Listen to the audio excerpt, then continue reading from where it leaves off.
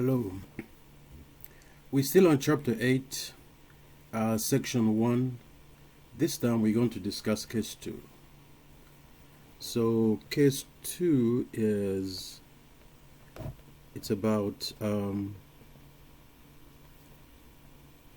still finding the arc length of a given curve, only this time the curve is given as a function of y.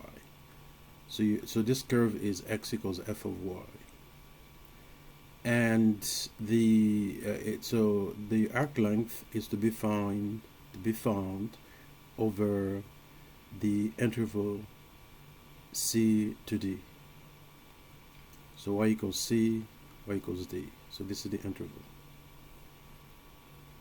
So anytime you are given a curve as a function of y, and the interval are given as in terms of the y variable, so to find the arc length of that curve L, you're going to take the integral from c to d of the square root of 1 plus f prime of y squared, and then dy. So basically you're integrating with respect to y. The boundaries of, the limits of integration are c to d, which are with respect to the given interval. In terms of notation, f prime of y sometimes we use x prime. So sometimes you'll see this formula here as instead of f prime of y, it's x prime. Other times, x prime is dx dy. So you may also see here as a dx dy squared. Okay, so let's do an example. So the question is to find the arc length of the curve x equals x to the fourth over 8 plus 1 over 4 times y squared on the interval 1 to 2 in terms of the y variable.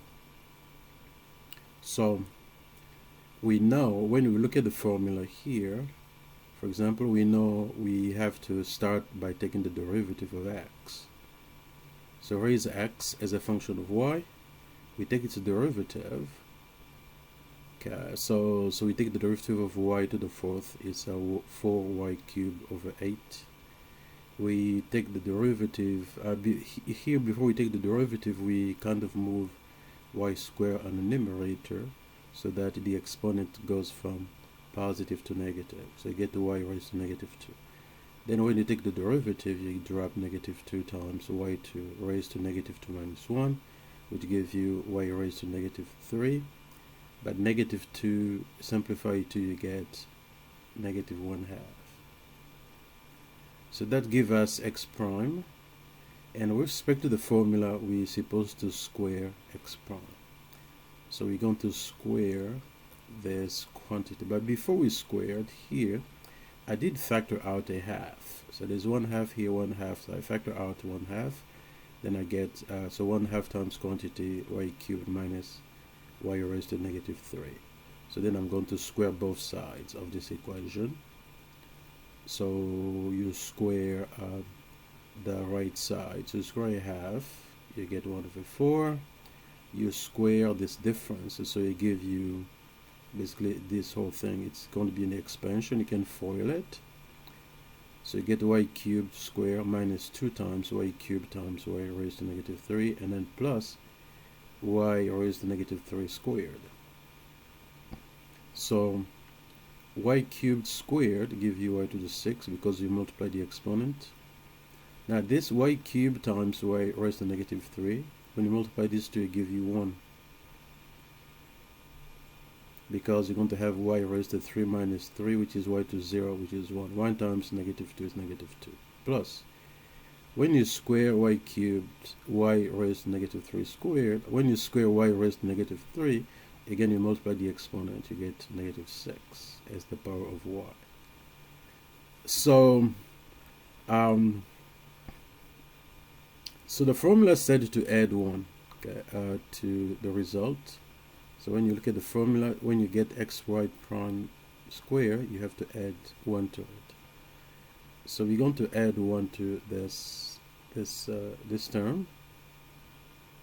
and then we distribute 1/4 to every term. So we get 1/4 times y to 6, 1/4 times -2, just give us -1/2, and then plus y/4 raised to y/4 times y, 1/4 times y raised to -6. We combine like terms, so we have 1 minus 1/2, it gives us 1/2. So we have this. Now, this whole terms can be factored. You can write it as 1/2 times y cubed plus 1/2 times y cubed squared.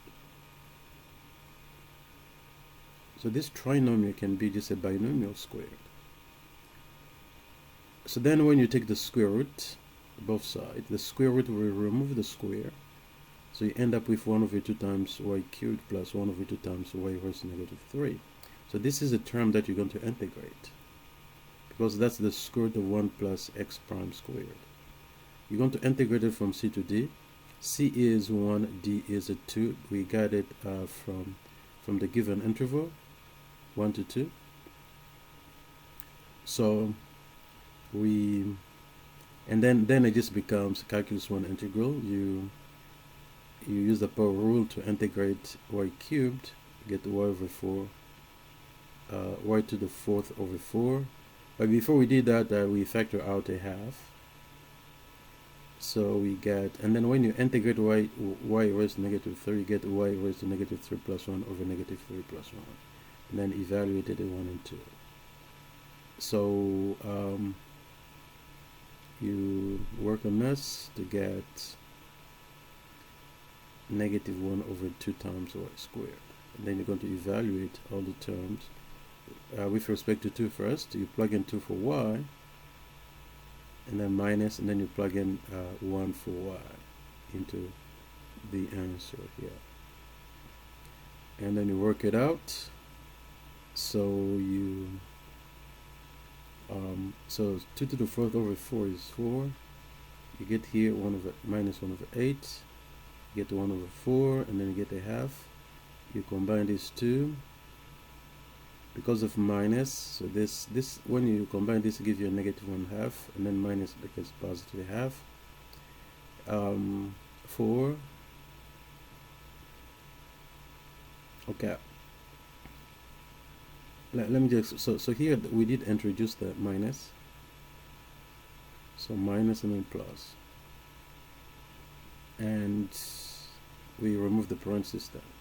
So we get all of those to add together.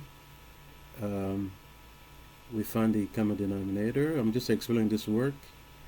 You find the common denominator, which is 8. So, and then you add the numerator, and then you multiply by 1/2, and then you get 33/16, which is your final answer.